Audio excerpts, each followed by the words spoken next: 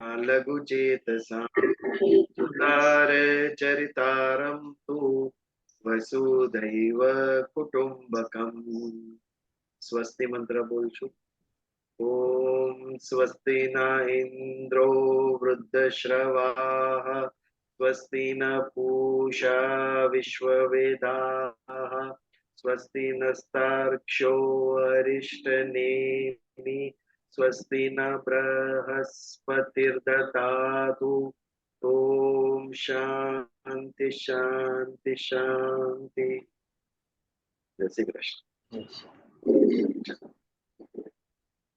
બ્રહ્મ નિર્વાણ પ્રજ્ઞાજી છે એ વાંચવાના હતા. હા, પ્રજ્ઞાજી શરૂ અંત में કહે કનક ભાઈ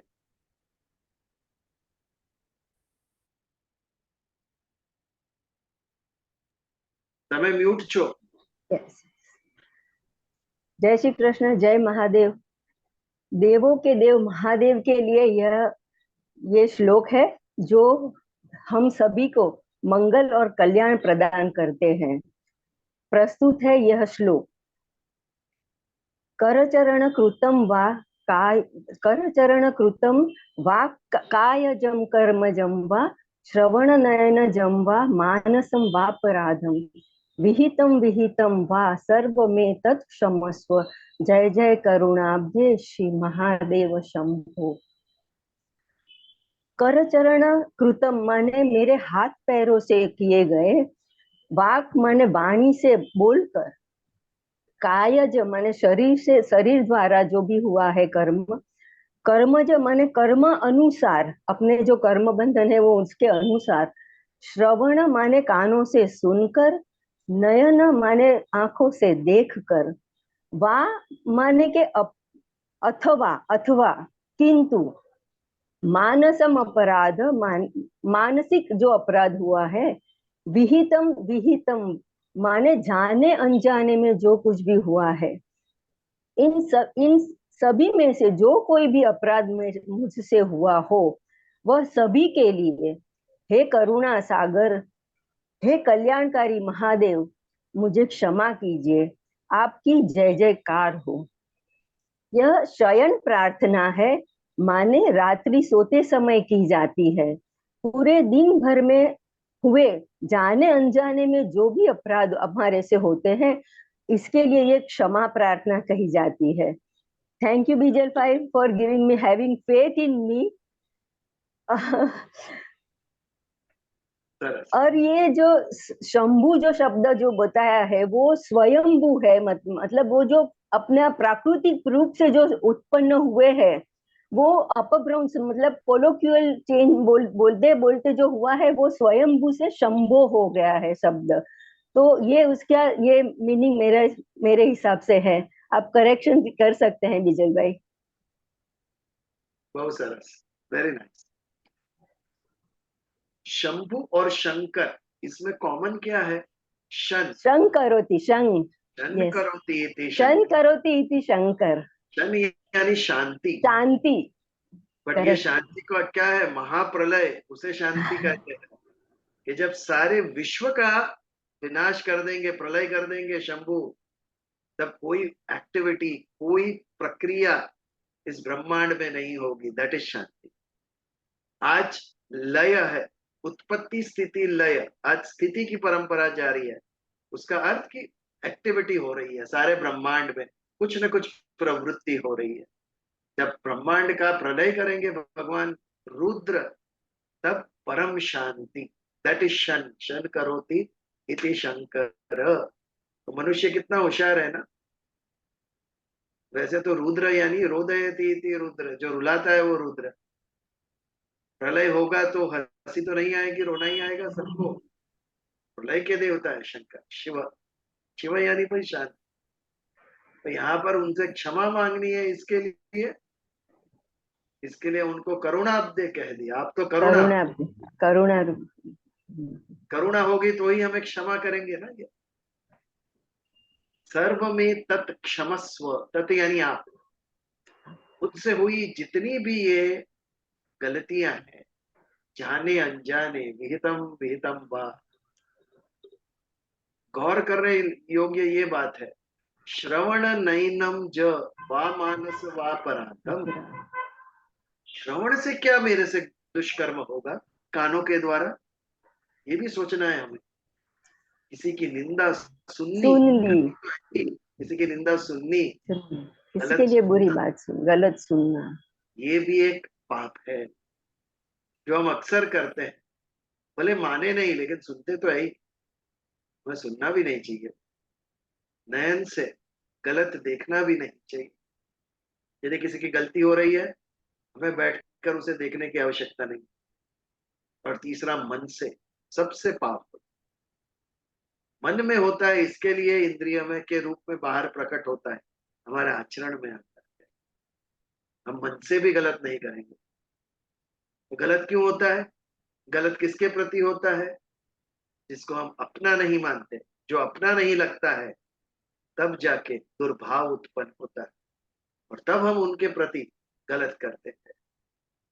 दुर्भाव क्यों उत्पन्न होता है? वो अपना नहीं लगता है। तो जरूरत है कि हमारी दृष्टि बदले। हम जब सभी को अपना देखेंगे हम, तब मन में से सभी के प्रति दुर्भाव जाके सद्भाव जन्म लेगा। तब हम सारे विश्व के कल्याण की बात सोचेंगे, सारे विश्व के कल्याण की बात देखेंगे, सुनेंगे और करेंगे। ये उद्देश्य है वसुधैव कुटुंबकम का। तो भगवान शिव रुद्र तो है ही, लेकिन करुणाब्धे भी है। हमारे सभी क्षमाओं को वो माफ करने वाले हैं भगवान शिव। इसके लिए शयन समय, रात को सोते वक्त ये श्लोक हम बोलते हैं। दिन भर हमसे जो गलती हुई, लेकिन जब हम किसी से क्षमा मांगते हैं, उस वक्त एक अनकहा वचन भी हमें उन्हें देना होता है कि आज मैंने आपसे क्षमा मांगी है, तो मैं वचन देता हूं कि मैं प्रयास करूंगा कि फिर मुझसे ये गलती ना हो। whenever we say sorry, it is implied कि दूसरी बार हमसे ये नहीं होगा। अनजाने में हो सकता है, हमारा मन इतना प्रबल नहीं है, हमारा निर्धार इतना कठिन कठोर नहीं है। गलती हो सकती है, लेकिन जानबूझकर नहीं। इसके लिए हम प्रयत्न करेंगे। इट इज इम्प्लाइड कि व्हेन आई से sorry it will not happen again, उसी का अंश है, ये फिर नहीं होगा। तो ये था हमारा साय समय की प्रार्थना, कर चरण कृतम ज। ये हम कुछ समय तक, आपको बायाट ना हो जाए तब तक बोलेंगे। और केवल समझना और बायहाट करना नहीं, वी शुड फील इट। हमारे मन में ये भाव उत्पन्न होना चाहिए, भगवान क्षमा कर, आज शायद मेरी वाणी से मैंने किसी को कठोर कह दिया है, शायद मेरे चरणों से कोई जीव की हत्या हो गई होगी, मैं चलता हूँगा तो मैंने गलत सुना, मैंने गलत सोचा, मैंने गलत कहा। यदि मुझसे ये हुआ है, तो सच्चे मन से मैं आपसे क्षमा मांगता हूँ। ये भाव होना चाहिए मन के अंदर, रियलिटी होनी चाहिए, दंभ नहीं होना चाहिए ये सबको दिखाने के लिए हमने क्षमा मांगी। ये केवल आपके और आपके ईश्वर के बीच का संवाद है, इसमें कोई तीसरा व्यक्ति नहीं है। We have to be honest है। मन से मांगी हुई क्षमा, सच्चे मन से किया हुआ प्रायश्चित आपके सभी पापों को नष्ट करता है। फिर आप दंड के अधिकारी नहीं रहते। बट ये सच्चे मन से, ये इंपॉर्टेंट है, बहुत ही इंपॉर्टेंट है। हमारे अंदर की सरलता चली गई मनुष्य के अंदर, ये कलयुग की निशानी। दंभ ने सरलता का स्थान ले लिया है। व्हाट इज दंभ? हम जो है नहीं वो दिखाने का प्रयास करते हैं, वो दंभ। अर्थात हम जो है वैसे हम बिहेव नहीं करते। इसके लिए मनुष्य का मनुष्य के ऊपर से भरोसा उठ गया। यदि हम सरलता से जीते हैं तो देखिए आपको सब स्वीकार कर लेंगे। प्रयास कीजिए, आपकी कुछ कमियां होगी, गलतियां होगी, वो भी व्यक्ति स्वीकार कर लेगा अगर आप सरलता से उसे मानेंगे तो। हम मानते ही नहीं, हमारी मिस्टेक होगी तो भी अन्य पर डालने का प्रयास कर। इसके लिए व्यक्ति व्यक्ति से दूर हो रहा है। बालक के ऊपर क्यों इतना प्रेम होता है? बालक सरल है, बालक निर्दोष है। उसे कुछ चाहिए तो छीन के ले लेगा, रोएगा मुझे ये चाहिए, कितनी सरलता है ना। उसे कोई शर्म नहीं, निर्दोषता से कहता है आई वॉन्ट दिस, रोता भी है उसके लिए। हमें चाहिए पर हम कहेंगे नहीं, और अलग अलग तरीके ढूंढेंगे वो लेने के लिए। दिस मेक्स अस कॉम्प्लेक्स, हम कॉम्प्लिकेटेड है, चाहिए लेकिन सरलता से हम कहते नहीं है उस बात को। दिस मेक्स लाइफ कॉम्प्लिकेटेड, व्यक्ति दूर होता है, रिश्तों में दरार आती है उसके कारण।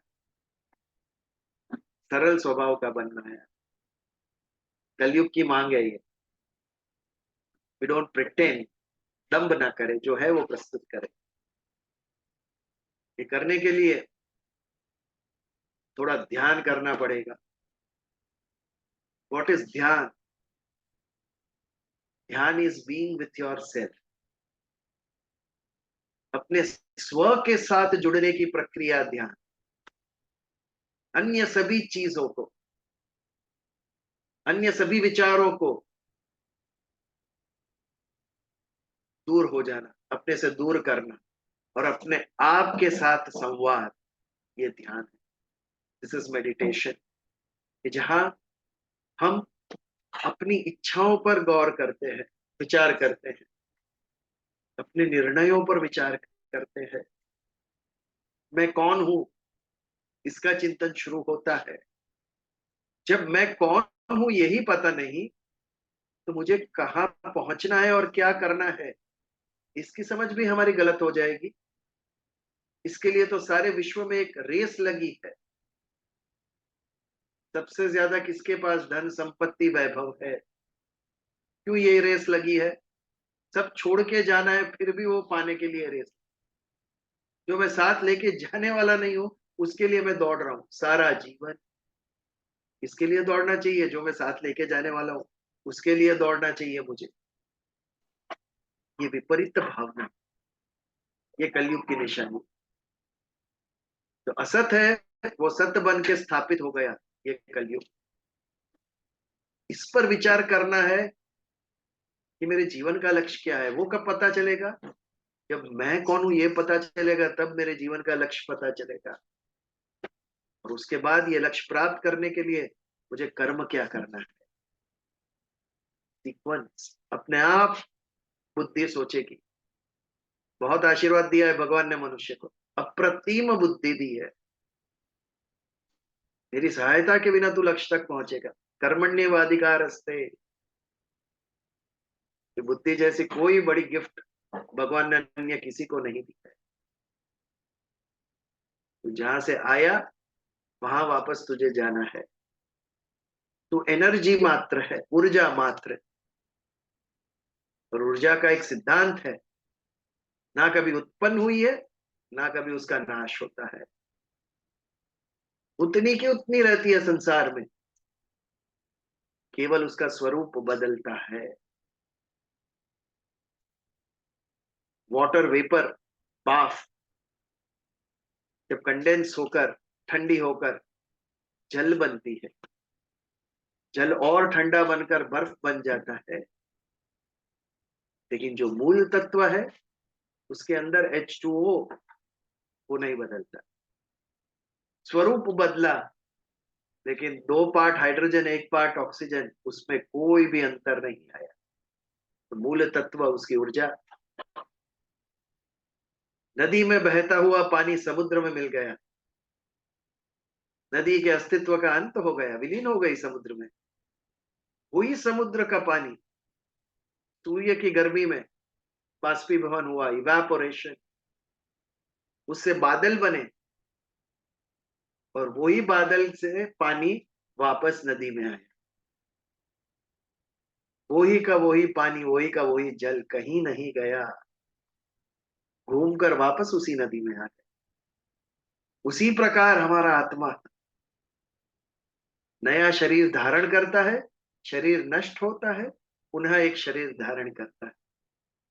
ना ही एक नया आत्मा ने जन्म लिया है, ना ही उस आत्मा का नाश हुआ है। शरीर बदलते रहे, योनियां बदलती रही, हमारे कर्म के मुताबिक पशु पक्षी जीव जंतु कहाँ जन्म लेंगे पता नहीं, लेकिन इतने सब जन्मों का जो अंत है वो मनुष्य जन्म।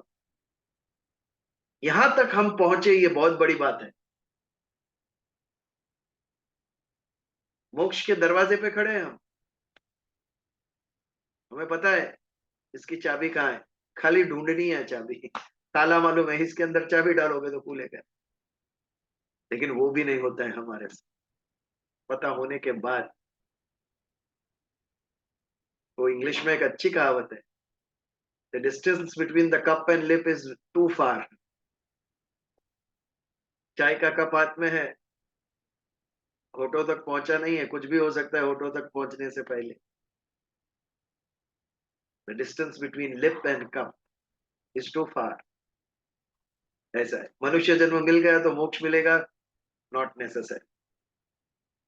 क्योंकि भगवान ने सामने सांप सीढ़ी का खेल है, लैडर दी है तो सांप भी दिया है, प्रकृति। आपको सांप निकल जाएगा पूरा, जरा भी हम बेध्यान हुए तो वापस back to square one. Back to square one ना आए। आप स्नेक एंड लेडर देखना, 98 पे पहुंच के बड़ा सा सांप है, आपको नीचे लेके आएगा वो। ये प्रकृति सांप स्वरूप आपको मोक्ष के द्वार से खींच के वापस लाएगी, ऐसे उलझ जाओगे आप। ये ना हो, इसके लिए ध्यान, स्व में स्थित होना।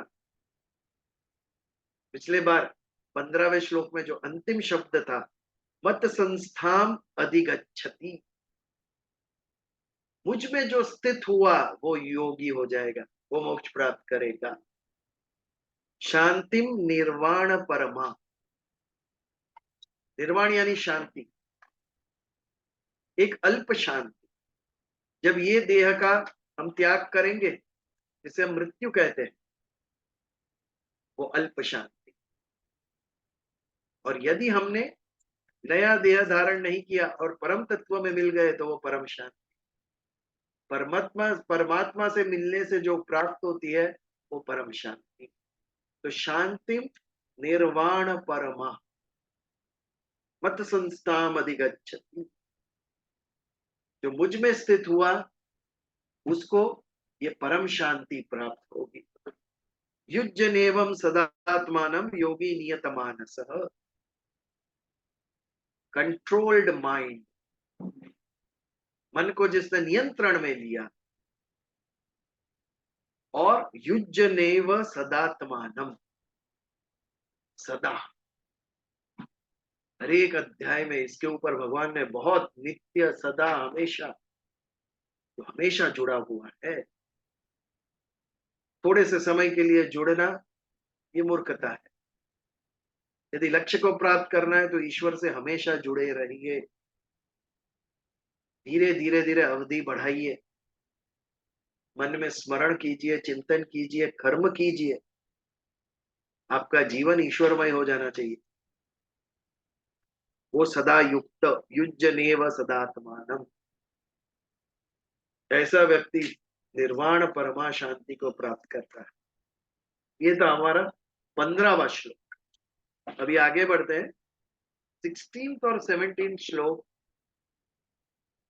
छोटे श्लोक है, खास अध्यात्म तत्व नहीं है, बट इट हेल्प्स ध्यान कैसे करने का। जैसे बैठने, आसन, हमारी शारीरिक प्रक्रिया कैसी होनी चाहिए, वैसे ही जीवन से रिलेटेड अन्य चीजों के ऊपर इस पे विचार किया गया है कि ध्यान मार्ग में ये चीजें भी हमें हमारे जीवन से हटानी चाहिए, तब जाके हम सफलतापूर्वक वो मार्ग पे चल सके। तो 16वां श्लोक देखते हैं।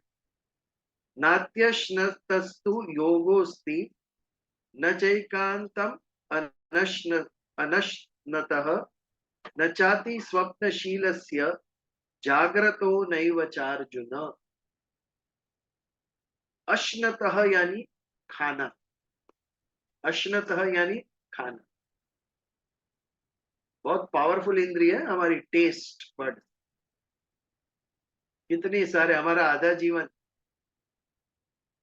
खाने के लिए निकल जाता है। खाना, खाना बनाना और खाना बनाने के लिए जो सामग्री चाहिए वो कमाना। हाफ हमारा जीवन जाता है खाने के पीछे। अभी सोचता हूँ भगवान ने ऐसा बनाया होता तो भूख ही ना लगे मनुष्य को। No kitchen. तो एक मूवी आई थी उसमें जादू था ना, सूर्य प्रकाश, दैट इज सफिशिएंट। इतना सारा उद्योग मनुष्य जीवन का खत्म हो जाता यदि मनुष्य को भूख ही ना लगती और सूर्य से ऊर्जा प्राप्त करके वो अपना जीवन जी सकता। लेकिन स्वाद का आनंद फिर नहीं मिलता। आज जो विविध व्यंजन खाके जो स्वाद का आनंद मिलता है वो नहीं मिलता। ये पावरफुल इंद्रिय है खाना, जीवा, रसेंद्रिय जिसे कहते हैं। रस, खाने के अंदर जो रस है वो रस का स्वाद लेना, रसेंद्रिय कहते हैं उसको। तो नात्यश्नस्ततस्तु योगस्ति, अति, ना आप अति खाइए। न चैकांतम अश्नतः, ना आप कम खाइए। अनश्नतः यानी कम खाइए। न ज्यादा खाइए ना कम खाइए। हम सबको पता है ज्यादा खाने से क्या होता है। ज्यादा खाने से शरीर अस्वस्थ हो जाता है, हमारा चैन नहीं लगेगा कहीं पर भी, नींद आएगी, शरीर के अंदर आलस्य आ जाएगा जब हम ज्यादा खा लेते हैं। खाना कितना होना चाहिए? सभी की एक अलग अलग मात्रा है, हर एक शरीर की। सबको, किसी को कुछ सूट करता है, किसी को सूट नहीं करता है। वो अपने आप डिसाइड कीजिए आपको क्या सूट करता है और कितना सूट करता है। आपको भूख है उससे थोड़ा कम खाइए। हर एक शास्त्र ये कहता है कि थोड़ा कम खाइए, उससे स्फूर्ति बनी रहेगी, नहीं तो नींद आएगी आपको। आपकी जो मात्रा है, क्वांटिटी, वो आप डिसाइड कीजिए और जो है उससे कम खाइए थोड़ा। इससे स्फूर्ति रहेगी, इससे नींद नहीं आएगी। पेट भर के खा के यदि आप ध्यान करने बैठे तो कहां सो जाएंगे आपको पता भी नहीं चलेगा। निद्रा देवी अपना चमत्कार दिखाएगी आपको, फिर कितना भी प्रयास कर लो।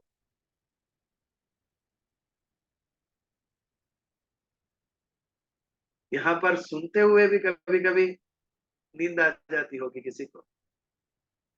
तो कोई नहीं है बोलने वाला, फिर भी अगर ध्यान कर रहे हैं अकेले बैठ के, ना कोई देखने वाला है हमें, तो कितना डिफिकल्ट हो जाए। इसके लिए ज्यादा नहीं खाना चाहिए। ये सबको पता होगा, गौतम बुद्ध जी ने कितना अच्छा कहा। किसी ने पूछा जहर क्या है? जो भी अति है वो जहर। कितना सुंदर रिप्लाई दिया। जीवन में दवा भी अगर ज्यादा ली आपने तो जहर हो जाएगी। डॉक्टर कहते हैं कि इतना ही डोज लेना है आपको, 3 बार ही लेनी है, 4 बार लेना मत। पैरासीटामोल लेना है तो 6-6 घंटे में 3 बार ही लेना दिन में, इससे ज्यादा लेना मत। क्यों? जहर हो जाएगी, दवा भी जहर हो जाएगी। वैसे ही भी हमारा खुराक भी जहर हो जाएगा अगर हमने अति लेना शुरू किया। जो भी जीवन में अति है वो जहर हो जाएगा। तो ना अति ना कम, मध्य, no extremes, middle path. Buddha की सारी फिलॉसफी इस पे टिकी हुई है, मध्य मार्ग, मिडिल पाथ। ना ये एक्सट्रीम ना ये एक्सट्रीम। समझ गए जैसी बात। जीवन में कभी भी प्रॉब्लम आए, एक्सट्रीम मत ले लो। At times we take extreme decision, मध्य का डिसीजन लो। ना ये एक्सट्रीम ना वो एक्सट्रीम। ना ज्यादा खाना है ना कम खाना है।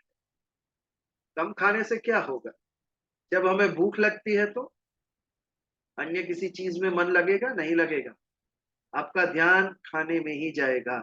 जब अति भयंकर भूख लगी हो आपको, जब तक आप खाओगे नहीं तब तक मन शांत नहीं होगा।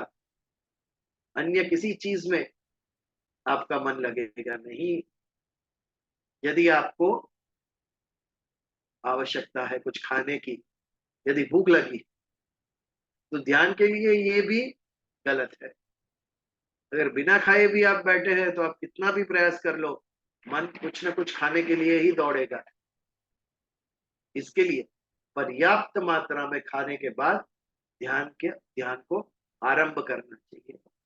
यदि हम ज्यादा उपवास कर ले, लोग कितने दिनों के उपवास करते हैं, तो धीरे धीरे शरीर की शक्ति भी कम हो जाएगी।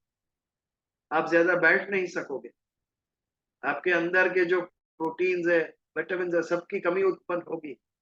अगर शरीर जो साधन है मुक्ति का, ये साधन ही ठीक नहीं रहा, तो आप लक्ष्य कैसे प्राप्त करोगे? अगर यहाँ से आपको दिल्ली जाना है बाई रोड, तो आपकी गाड़ी फिट होनी चाहिए, टायर्स, ऑयल, पेट्रोल सब कुछ बराबर होना चाहिए। भले ही गाड़ी साधन मात्र है, लेकिन उसके बिना आप लक्ष्य तक नहीं पहुंचोगे। वैसे ही ये शरीर भले ही साधन मात्र है, लेकिन यदि जो शरीर ठीक नहीं रहा, तो आप अपने लक्ष्य तक पहुंचोगे नहीं। अष्टांग योग, उसका ध्येय समाधि है, मुक्ति है, लेकिन उसमें भी आसन और प्राणायाम क्यों आए? क्योंकि ये जो मशीनरी है, ये जो साधन है, वो अगर ठीक नहीं रहा, तो आप समाधि तक पहुंचोगे। शरीर को ठीक रखने के लिए, निरोगी रखने के लिए आसन और प्राणायाम। वैसे ही यदि अति खाने से या कम खाने से आपका शरीर बिगड़ता है, तो वो भी बाधक है ध्यान के मार्ग पर। तो नात्यश्नस्तस्तु योगोस्ति न च एकांतम अनश्नतः। कम खाना ये भी योग्य नहीं। न चाति स्वप्नशीलस्य जागृतो नैवेचार्जुन। जैसे खाने के बारे में है, वैसे ही न च अति स्वप्नशीलस्य। स्वप्नशील इतना सुंदर शब्द है नींद के लिए। ज्यादा सोए तो ज्यादा सपने आएंगे, तो ज्यादा स्वप्नशील भी नहीं होना। हम नींद की कहाँ बात करें, हम तो दिन में भी स्वप्न देखते हैं, हवाई किल्ले बांधते ही रहते हैं। बड़े हो गए तो क्या हुआ, इम्पॉसिबल भी देखते रहते, हम सोचते रहते हैं। जागृत अवस्था में भी स्वप्न देखते हैं हम, तो नींद में तो आएंगे ही। नींद में तो कंट्रोल है ही नहीं व्यक्ति के मन के ऊपर। न च अति स्वप्नशीलस्य जागृतो नैव चार्जुन। आप ज्यादा सोए तो भी लेजी फील करेंगे, आदत पड़ जाएगी आपको, आपका शरीर फिर काम नहीं करेगा अगर ज्यादा आराम करने लगे आप। पर्याप्त जो रिक्वायर्ड है उतना शरीर से मेहनत करनी है। शरीर को उतना दौड़ाना ही है, उतना कष्ट करवाना ही है शरीर को। नहीं तो धीरे धीरे आदत पड़ जाएगी। काउच पटेटो इंग्लिश में कहते हैं ना, जो हिलता ही नहीं है सोफा के ऊपर से, काउच के ऊपर से, वैसे बन जाएंगे इंसान। बैठ के सपने देखते रहेंगे, सोते रहेंगे। ऐसा व्यक्ति भी ध्यान के लिए लायक नहीं। और न च जागृतो नैव चार्जुन। जो अति जागता है यानी कम सोता है, भूख से भी ज्यादा, अन्न से ज्यादा अगर शरीर को आवश्यकता है, तो वो नींद की है। बिना अन्न के तो कई दिन तक वो जी सकता है, लेकिन बिना नींद के 48 आवर्स, 36 आवर्स से ज्यादा नहीं जी सकेगा वो। नींद इतनी प्रबल है। नींद हमारे ब्रेन को बंद कर देती है। जिस दिन नींद नहीं हुई है, उस दिन देखिए आप, आपका दिमाग चलेगा नहीं, किसी में भी मन नहीं लगता है जब नींद अगर पूर्ण नहीं हुई है तो। बिकॉज नींद इज रिचार्जर। मोबाइल रिचार्ज करने के लिए जो चार्जर होता है ना, वो बिना चार्जर का रिचार्जर है नींद। अपने आप अपने माइंड को रिचार्ज कर देती है, ब्रेन को रिचार्ज कर देती है। जब पर्याप्त नींद लेकर हम उठते हैं, तो वी फील फ्रेश। एक नई ऊर्जा, एक नई स्फूर्ति हमारे अंदर उत्पन्न होती है। Brain is fresh. हमारा ब्रेन को वापस शक्ति प्राप्त हो गई। ब्रेन जो बैटरी है हमारा, तो ज्यादा हम जाग भी नहीं सकते। ज्यादा जागे तो you will feel dull and lazy.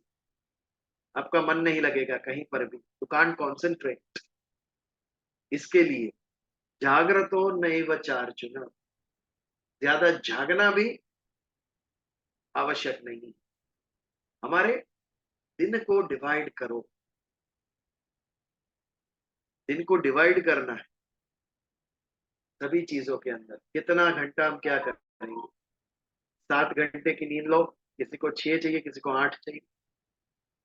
धन उपार्जन के लिए कितना घंटा हम देंगे, अन्य चीजों के लिए कितना देंगे, डिवाइड करना है। जैसे हमारी वर्ण व्यवस्था और आश्रम व्यवस्था। आश्रम व्यवस्था is division of our life. एक व्यक्ति के जीवन को विभाजित किया। पहले चरण में ब्रह्मचर्य अवस्था, आप शिक्षा ग्रहण करोगे। क्यों? क्योंकि शिक्षा तो मूल है, बेस है, पिलर है। जो शिक्षा आप पहले चरण में ग्रहण करोगे, वो शिक्षा का उपयोग आप अपने सारे जीवन में करोगे। इसके लिए हमारे शास्त्र जो है, भगवत गीता जो अध्यात्म, वो 60 के बाद सीखने की जरूरत नहीं है, ब्रह्मचर्य अवस्था में सीखने की आवश्यकता है। मेरा जीवन मुझे कैसे जीना है, वो समझ मुझे यहाँ से आती है। आज मिड डे में हमारा जो आर्टिकल आया, उसमें सबसे ज्यादा लोगों को यही पसंद आया कि हम करियर का प्लानिंग करते हैं, फाइनेंस का प्लानिंग करते हैं, लेकिन मनुष्य लाइफ का प्लानिंग करना भूल गया है। करियर एंड फाइनेंस ये तो एक साधन है, इंस्ट्रूमेंट है। यह मेरा जीवन है। मेरे जीवन के साथ किया क्या मैंने? घर से ऑफिस, ऑफिस से घर, जीवन पूरा। जेंट्स का आप देखो तो, अभी तो लेडीज भी करियर ओरिएंटेड है, जॉब है। क्या किया मेरी लाइफ के साथ में? पेट भरा, कपड़े पहने, पार्टी की और घूमा। प्राणी भी यही करते हैं, क्या अलग करते हो? They are also enjoying their life, nothing. ये जीवन की समझ नहीं है। जीवन की समझ कहाँ से मिलती है? वेदांत से मिलती है, उपनिषद से मिलती है, शास्त्र से मिलती है। और उसका अध्ययन नहीं छोड़ दिया। ये बचपन में सिखाने की चीज। बेटा, तू कौन है, तेरे जीवन का लक्ष्य क्या है? What should be the aim of your life? तेरा गोल क्या होना चाहिए? पैसा ये साधन मात्र है, मोस्ट इंपॉर्टेंट, लेकिन साधन, नो डाउट अबाउट इट। इतना भी उसको महत्व न दो कि आपका जीवन ही आपके हाथ से छूट जाए साधन के पीछे दौड़ते हुए। तो जो आश्रम व्यवस्था है, वो हमारे जीवन का विभाजन है। एक इंडिविजुअल लाइफ आपको कैसे डिवाइड करनी है लाइफ को? पहले शिक्षा ग्रहण करनी है, फिर अपने परिवार और कुटुंब के लिए आपको समय देना है। अगले 25 साल गृहस्थ आश्रम, आप और आपकी पत्नी दोनों मिलकर, परिवार के जो बड़े हैं और बच्चे जो है, सबको आपको संभालना है। कर्मयोग का ये आश्रम,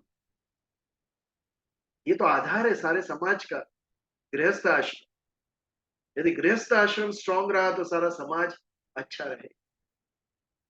जो सीनियर सिटीजन है वो और जो बच्चे हैं, सब अच्छी तरह से संभल जाएंगे। यदि किसी भी समाज में गृहस्थ आश्रम स्ट्रांग है, तो अनफॉर्चुनेटली आज उसके ही पिलर उड़ा दिए हैं फ्रीडम के नाम पे। Live in relationship, no commitment, जीवन का सिर्फ आनंद लेना। जीवन की जो जिम्मेदारी है वो साथ मिलकर निभानी ही नहीं है। कैसे वो समाज स्वस्थ रहे? दूसरा गृहस्थ आश्रम। तीसरा वनप्रस्थ, समाज के प्रति। We are a part of society, we are not a part of society. जिस समाज के अंदर, जिस सोसाइटी के अंदर मैं रहता हूँ, यदि उसको ठीक तरीके से चलाने में मेरा योगदान, हम नहीं दे रहे हमारा योगदान, तो वो चलेगी कैसे? समाज को ठीक चलाने के लिए भी हमें योगदान देना होगा। वो कौन देगा? जो अनुभवी है वो देगा। 50-60 साल के गृहस्थ आश्रम करने के बाद आपको जीवन का अनुभव आया। अब आप समाज को गाइड करने के लिए, एडवाइस करने के लिए सक्षम है। गृहस्थ आश्रम में जो तकलीफें आ रही है, उसको कैसे सुलझाएं, आपके अनुभव से आप बता सकते हो दूसरों को। आज शादी.com बहुत चला है, all marriages are done there only. क्योंकि पहले हमारे परिवार के जो एल्डर्स थे, वो अन्य परिवार कैनेडा सब मिलके शादी ब्याह कराते थे। इट वॉज देयर एम, अपने जीवन का लक्ष्य समझते थे बड़े। छोटों की शादी कराना ये उनके जीवन का ध्येय है। काम करते थे ये वो लोग, उनकी जिम्मेदारी समझते थे। आज वो जिम्मेदारी निकल गई, कोई किसी के मामले में इंटरफियर ही नहीं करता। तो शादी होगी कैसे अरेंज मैरिज, शादी.com ऑनलाइन, आदमी ने हाथ ऊपर कर दिए, I will not see that my next generation gets married. तो समाज को हिला दिया है। गृहस्थ आश्रम पर बहुत बड़ा प्रहार हुआ है। इसके लिए बहुत सारी अशांतियां, क्लेश जीवन के अंदर आ गया है। अंत में संन्यास आश्रम। Now me and my God, मैं और मेरे ईश्वर और कोई अन्य नहीं। जब शरीर भी साथ छोड़ देगा तब केवल मैं और मेरा ईश्वर, मन से बुद्धि से केवल उनका स्मरण, जब तक मोक्ष न मिले। इतना सुंदर विभाजन है हमारे जीवन का, ये आश्रम व्यवस्था। उसी तरीके से समाज व्यवस्था का भी विभाजन, वर्ण व्यवस्था। एक समाज की जो रिक्वायरमेंट्स है, वो सब रिक्वायरमेंट्स पूर्ण करने के लिए सभी वर्गों को कहा गया, आप ये करो, आप ये करो, आप ये करो। ब्राह्मण, क्षत्रिय, वैश्य और शूद्र, इनका यदि आप कार्य देखेंगे तो मनुष्य जीवन की सभी जरूरत पूर्ण हो जाती है। और वंश परंपरागत आपको यही करना है और कुछ करना ही नहीं। हमें लगता है कि इंडिविजुअल फ्रीडम पर यह बहुत बड़ा प्रहार था, एग्रीड। बहुत सारे क्षत्रिय अच्छे डॉक्टर होने से वंचित रह गए, बहुत सारे क्षूद्र अच्छे योद्धा होने से वंचित रह गए, लेकिन सारे समाज का कल्याण हुआ। एक स्वस्थ समाज, एक हेल्दी सोसाइटी हजारों साल तक चली। एक कल्चर, एक संस्कृति हजारों साल तक, भारतीय संस्कृति इस वर्ण व्यवस्था और आश्रम व्यवस्था के कारण चली। आज अमेरिका में कोई काम करने वाला मिलता ही नहीं, सब कुछ आपको स्वयं करना है, बिकॉज उधर ये समझ ही नहीं थी। हमने सभी का विभाजन। शूद्र का ध्येय क्या था? जो अन्य कोई स्किल जिसके पास नहीं है, तो तेरा जीवन चलाने के लिए बाकी के तीन जो वर्ण है उसकी सेवा, ये शूद्र का ध्येय था। सर्विसेज, उसको सब सर्विसेज। तो इस प्रकार सोचकर इंडिविजुअल नीड और सामाजिक need, as a group there are some needs, as an individual there are some needs। ये दोनों को सोच समझकर पूर्ण करने के लिए आश्रम व्यवस्था और वर्ण व्यवस्था उत्पन्न हुई। क्या गलत था उस? बिल्कुल नहीं, वी वर सक्सेसफुल। हजारों साल तक भारतीय संस्कृति चली व्यवस्था के। तो इस प्रकार न ज्यादा न कम, एक व्यवस्था है जीने। ना ज्यादा खाऊंगा ना कम खाऊंगा, न ज्यादा सोऊंगा न कम सोऊंगा। ये जब हम करेंगे तब we will live a healthy life. और ये जो हेल्दी लाइफ होती है, तब जाकर हेल्दी बॉडी हुई तो हेल्दी माइंड, हेल्दी माइंड हुआ तो हेल्दी बॉडी। दोनों इंटर रिलेटेड है। तो दोनों को हेल्दी रखना है, हम दोनों को स्वस्थ रखना है। शरीर को भी स्वस्थ रखना है, मन को भी स्वस्थ रखना है। एक्सट्रीम नहीं, मध्यमा, इन बिटवीन। तो ये था हमारा 16वां श्लोक। इस श्लोक के ऊपर यदि कोई प्रश्न हुआ हो आपके मन में, तो मन में मत रखना। कुछ शेयर करना हो तो भी we are open to it, नहीं तो फिर आगे बढ़े 17वें श्लोक के ऊपर जाए। यही श्लोक का कंटिन्यूएशन 17 श्लोक। युक्त आहार विहारस्य युक्त चेष्टस्य कर्मसु युक्त स्वप्नावबोधस्य योगो भवति दुःखाः। युक्त आहार विहारस्य, युक्त यानी उपयुक्त, रिक्वायर्ड। एक युक्त का अर्थ होता है ईश्वर से युक्त होना, ऐसे भी उसका अर्थ हम ले सकते हैं। हमारा जीवन ईश्वर के साथ कब जुड़ेगा? जब हम इस प्रकार से जीवन जिएंगे तब। आहार भी हमारा युक्त होगा, विहार भी युक्त होगा। आहार यानी खाना, इसके ऊपर हम अभी सोच चुके हैं। विहार यानी घूमना फिरना। आप यदि काम के लिए घूमते फिरते हो या मौज शौक के लिए विहार करते हो, बट ये भी प्रमाण में होना चाहिए। एवरी मंथ बाहर गांव घूमने जाने वाले लोग मैं देख रहा हूं, ऐसे लोग जिनके यहाँ बैग पैक होती है, कहीं से जाके आए, बैग पैक है, नेक्स्ट डे और कहीं जाना है। खास करके जो मार्केटिंग क्षेत्र में है, मैंने सुना एक महीने में 20-25 दिन वो लोग बाहर घूमते हैं। क्या जीवन है ये? 30 में से 20-25 दिन आप रोज बैग लेके निकल जाते हो। 2 दिन की यात्रा, 3 दिन की यात्रा, 4 दिन की यात्रा। ये युक्त विहार नहीं है। यू आर, आपके शरीर को आप उसकी क्षमता से ज्यादा कष्ट दे रहे हो, या फिर आपका जीवन व्यय कर रहे हो। What is life? Life is time. 80 वर्ष की आयु यानी समय। इस समय का हम उपयोग कैसे कर रहे हैं? एक ही दिशा में हमारा समय व्यय हो रहा है। समय का व्यय घूमने में सिर्फ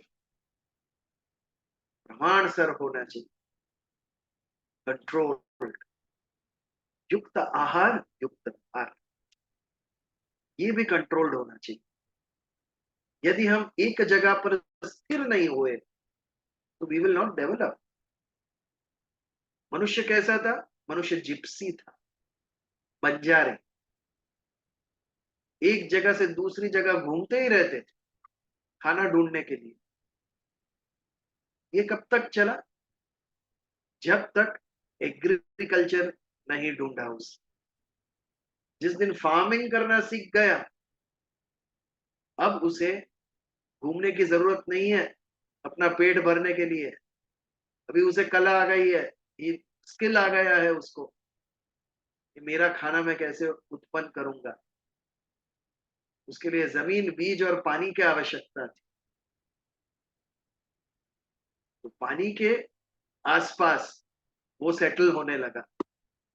आप देखिए जितने पुराने शहर है, नदी के किनारे होंगे ना, तो या तो तालाब के किनारे होंगे, जहां पानी उत्पन्न था फार्मिंग करने के लिए, खेती करने के लिए।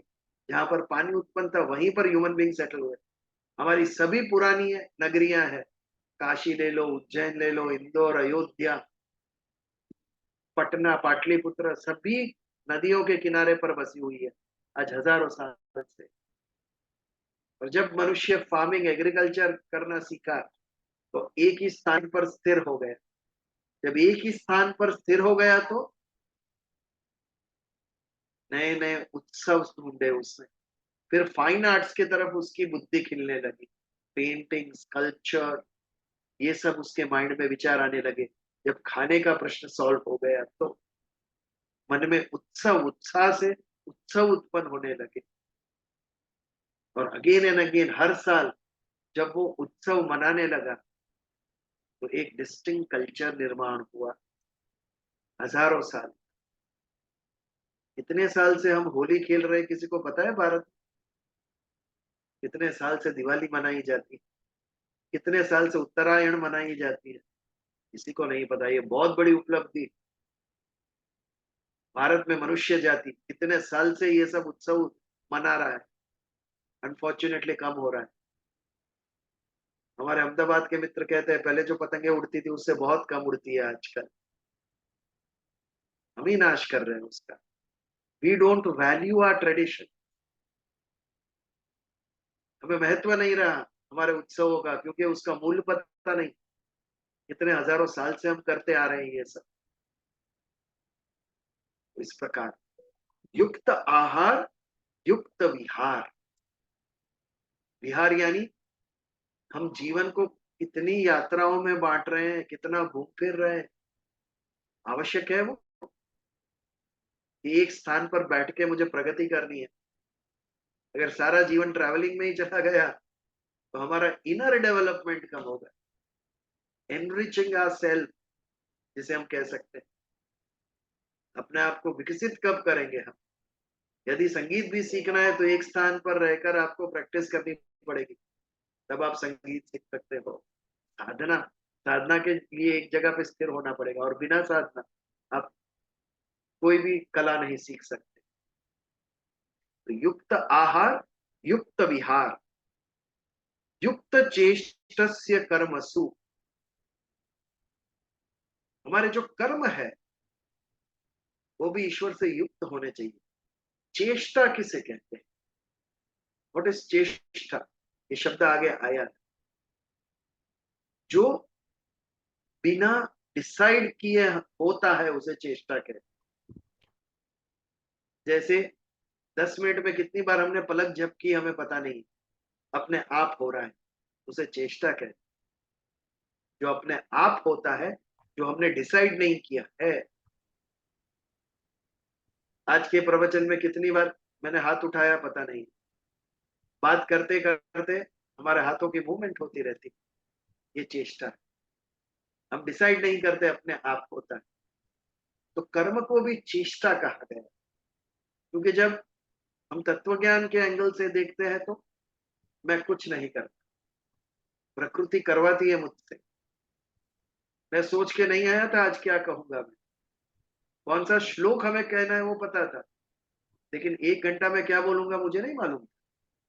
तो जैसे ही शुरुआत हुई, अपने आप पूर्णा होती रही और वाणी में शब्द आते रहे। तो मैं कैसे कहूं कि ये मैंने कहा, मैंने किया? प्रेरणा हुई किसी प्रकृति। तो हम निमित्त है। इसके लिए भगवान ने अर्जुन को कहा, तू मन में ग्लानि मत रख, तू मार ही नहीं रहा है इसको, तू तो निमित्त है, मैं मार रहा हूं इन सब, क्योंकि करने वाला तू नहीं है, करने वाली प्रकृति है, प्रकृति करवा रही है। मन में इच्छाएं अपने आप उद्भव होती है। हम निर्णय लेते हैं, हर टाइम सही निर्णय नहीं होता है। क्यों? यदि आप निर्णय ले रहे हो तो गलत क्यों हो रहा है आपसे? निर्णय में लेता ही नहीं हूं, वो निर्णय लेने की प्रेरणा हुई कहीं से, इसके लिए कभी गलत कर दिया, कभी सही कर दिया। तो यदि इच्छा मेरी नहीं है, निर्णय मेरे नहीं है, कर्म मेरा नहीं है, तो मैं कौन करने वाला? बहुत बड़ी बात है ये तत्व ज्ञान। इसके लिए हमारे यहाँ भारत में कहते हैं ना, तू निमित्त मात्र है, करने वाला भगवान है। अगर अध्यात्म की समझ नहीं है तो ये हमें मूर्ख लगेगा, ये बोलने वाला मूर्ख है, मैं इतना कुछ कर रहा हूं और मैं कुछ नहीं कर रहा हूं। ध्यान से देखो, प्रकृति कर रही है। एक बीज में से पेड़ बनकर छाया आपको जो मिली, जो फल मिले, वो किसी ने नहीं किया, प्रकृति ने अपने आप हुआ।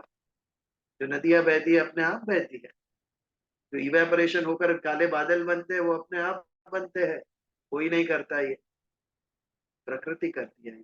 और मैं भी उसी प्रकृति का अंश हूं, तो फिर मैं कैसे करता हूँ? प्रकृति मुझसे करवाती है ये सब। तो यदि प्रकृति करवाती है तो वो चेष्टा,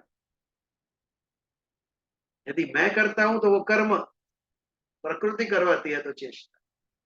तो युक्त चेष्टस्य कर्मसु, आपका कर्म भी एक चेष्टा होनी चाहिए, उसके पीछे मैं नहीं रहना चाहिए, मैंने ये किया, मुझे करवाने वाला कोई और है, कोई अन्य है। युक्त स्वप्नावबोधस्य योगो भवति दुःखः। स्वप्न व बोध सेम बात। जागृत अवस्था के लिए बोधस्य एक नया शब्द, बोध यानी ज्ञान। जब मैं सोया हुआ हूं तो मुझे स्वयं का भी ज्ञान नहीं, वो अज्ञान अवस्था।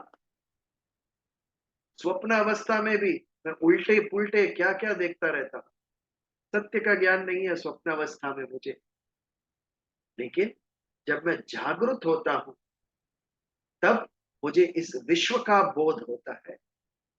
सुबह जब हम उठते हैं तब बोध हुआ, मैं कौन हूं, मैं कहां पर हूं, मेरा काम क्या है, आज मेरे संबंधी कौन है, ये सब एक क्षण में बोध हो गया मुझे।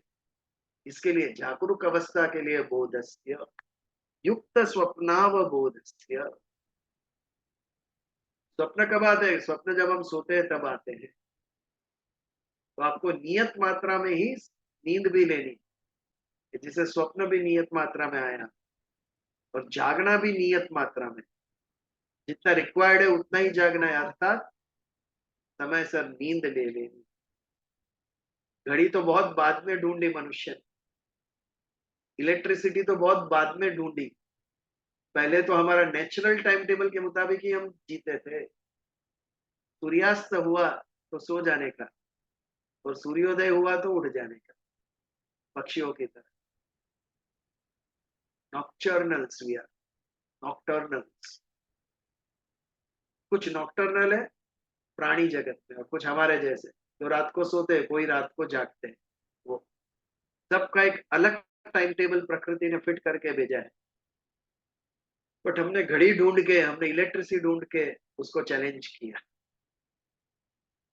सूर्यदेव आप अस्त हो जाओ, वी डोंट नीड यू। हमें पता है कैसे इलेक्ट्रिसिटी से प्रकाश करना। दुखी कौन हुआ? सूर्यदेव दुखी नहीं हुए, हम ही दुखी हो रहे। हमारे शरीर का जो नेचुरल टाइम टेबल है, उससे हटकर यदि हम हमारी जीवनचर्या कर रहे हैं। आज तो ये परिस्थिति आ गई है कि रात को 3 बजे भी यंगस्टर्स जागे हुए होते हैं, राधा 2 बजे के बाद ही जागते हैं। सुबह 4-5 बजे तक सब जागते हैं मोबाइल के ऊपर, और उसके बाद सोते हैं। तो पूरी साइकिल बदल दी हमने, घड़ी बदल दी। हम जिसे प्रगति कहते हैं, डीपली देखे तो ये दुर्गति है हमारी। ये प्रगति है कि दुर्गति है, ये पता ही नहीं चलता है, कंफ्यूज है। तो युक्त स्वप्नावबोधस्य योगो भवति दुःखः। योगो भवति यानी योगी जो कौन होगा? ये सब जो नियत मात्रा में करेगा वो, उसका ही दुख दूर होगा, और वो ही एक सुखी जीवन जिएगा। तो युक्त आहार विहारस्य, युक्त चेष्टस्य कर्मसु, युक्त स्वप्नावबोधस्य योगो भवति दुःखः। यहाँ पर हमारे 17वें श्लोक का भी हम समापन करते हैं, और आज के प्रवचन का भी समय हमारा हो गया है। तो आज के प्रवचन के ऊपर यदि कोई प्रश्न है तो ले सकते हैं, तो फिर क्षमापना की प्रार्थना करें, शयन समय की प्रार्थना।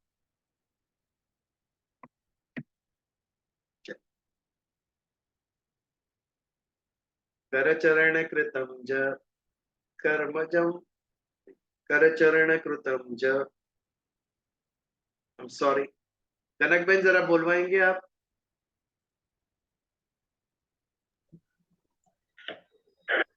करचरण कृतं वाक् कायजं कर्मजं वा श्रवणनयनजं वा मानसं वापराधं विहितं विहितं वा सर्वमेतत् क्षमस्व। जय जय करुणाब्धे श्री महादेव शंभो। जय श्री कृष्ण।